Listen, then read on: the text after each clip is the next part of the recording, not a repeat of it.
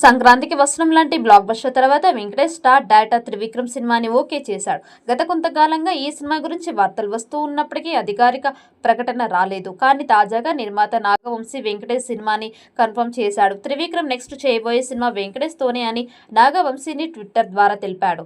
దాంతో వీరిద్దరి కాంబోలో cinema okay అయినట్లు అఫీషియల్ ప్రకటన వచ్చేసింది. త్వరలోనే పూజా కార్యక్రమాలతో ఈ సినిమాని స్టార్ట్ చేయబోతూ ఉన్నట్టు సమాచారం. ఈ సినిమా విలేజ్ బ్యాక్ డ్రాప్ లో సాగే కామెడీ చిత్రం అని తెలుస్తోంది.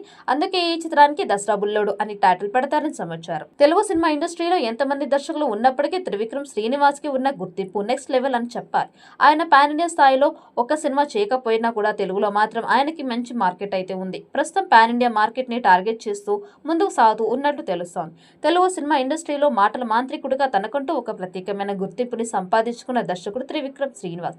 ఆయన సాధించిన విజయాలు అతన్ని చాలా గొప్ప స్థాయిలో నిలబెడతాయి.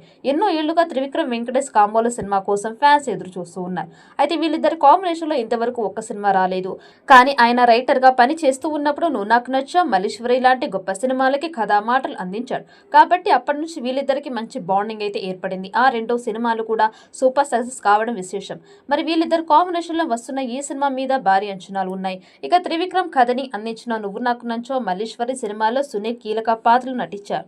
తన కామెడీతో సినిమా మొత్తాన్ని ముందుకు తీసుకువెళ్లే ప్రయత్నం అయితే చేశాడు. మరి ఈ సినిమాలో సునీల్ క్యారెక్టర్ ఎలా ఉండబోతుంది అనే దాని మీదనే సర్వత్రా ఆసక్తి అయితే నెలకొంది. ఇందులో సునీల్ ఒక కామెడీ విలన్ గా నటిస్తూ ఉన్నాడనే వార్తలు కూడా వస్తున్నాయి. ఇప్పటి వరకు సునీల్ కామెడీ విలన్ గా నటించలేదు. అయితే కమెడియన్ గా చేశాడు, లేదంటే విలన్ గా చేశాడు. కానీ కామెడీ విలన్ గా మాత్రం ఎప్పుడు నటించలేదు. అందువల్ల త్రివిక్రమ్ అతన్ని కామెడీగా చూపించి సినిమాలో నవ్వులు పూయిస్తూనే తనలోని విలనిజాన్ని బయటకు తీయాలని చూస్తూ ఉన్నాడు. ఇక ఈ సినిమా తన కెరియర్ కి ఒక టర్నింగ్ పాయింట్ గా మలచాలనే ఉద్దేశంతో త్రివిక్రమ్ ఉన్నట్లు తెలుస్తోంది.